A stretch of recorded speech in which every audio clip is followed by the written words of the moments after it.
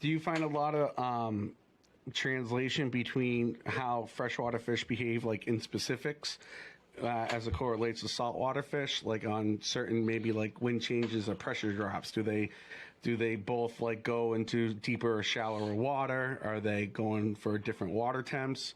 Do you notice any correlation between all of them? So like there's like this category of like fish just act like fish, or is it more species dependent between saltwater and freshwater? I really think it's fish that act like fish, and and yeah, weather affects it, but I think the real thing that impacts fishing is there's a bite cycle that exists in the universe, right? And this is a universal thing, in that, like if you look at the Solunar Tables, those Solunar Tables, they're not exactly right, but they're also not wrong.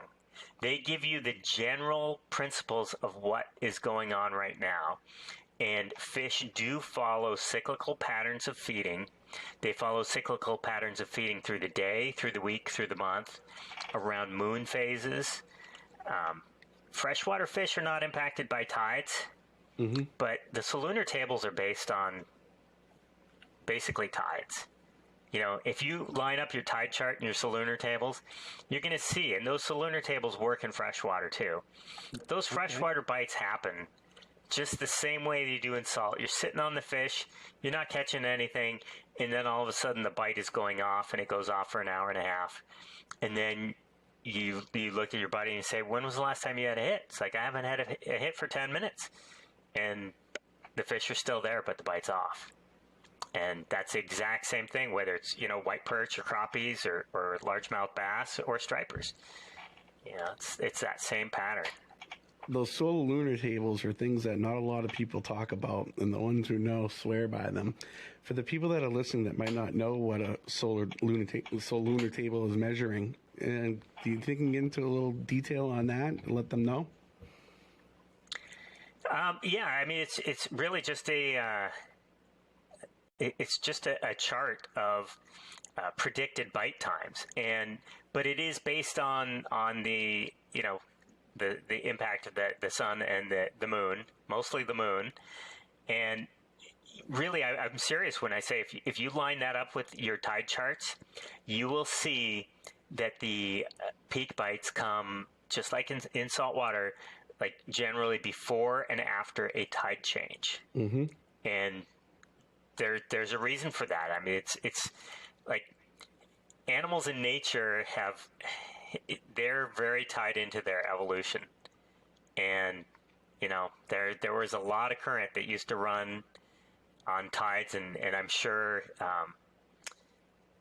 even like the genesis of the freshwater fish dealt with tides and currents, and it's just kind of innate it's in their DNA. And so it's definitely worth, like, if you're not familiar with them, I would not fish by them, but yeah, they're information for you to use, and they're a great excuse. It's like, oh, I went fishing and I got skunked, and it was because, it was slack tide, the wind was blowing, and the Solunar Table was all wrong. Looked like shit. But if you say that to me, I'm gonna nod my head, and I'm gonna say, this guy doesn't know how to fish. Well, that's what it is. You got to make those adjustments. It is exactly. It is funny too, because it's not something like guys that go out there just pretty much anytime you can. I'm out there every day, so I kind of get the idea it was fun. But sometimes, like, I'll look back on my season and been like, man, that was a great day, and that was a great day, and I'll look at the Solunar Tables, and like those are the ones that show like the 3 out of 3 fish, like it's gonna be a good day, and they nail it like all the time, quite often. Yes. Quite often. And every day has a rating.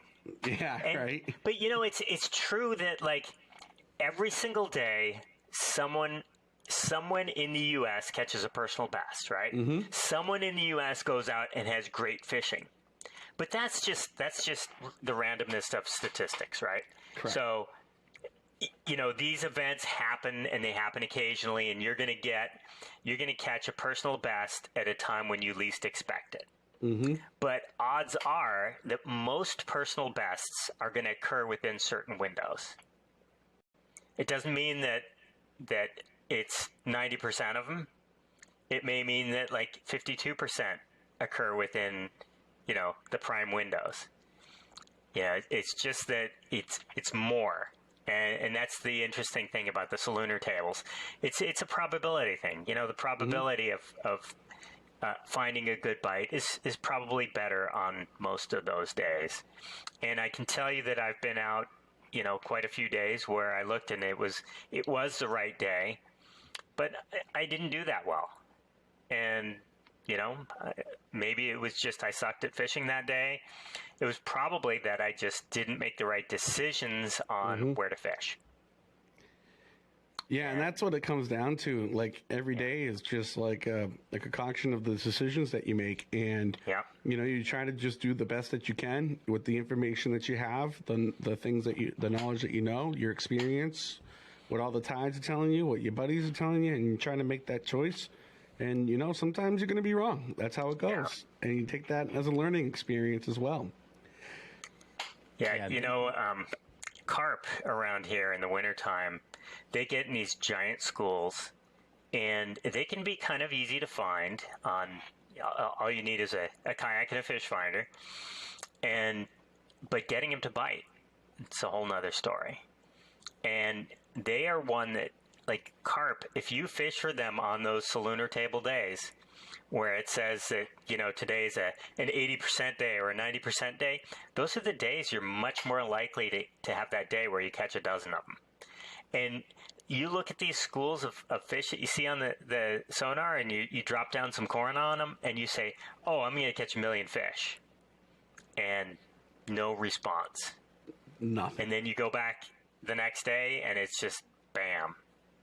It's lights out. And who knows what makes them tick, but every fish has something that makes it tick in there. And carp can be one of the most challenging fish because they really have a way of turning themselves off.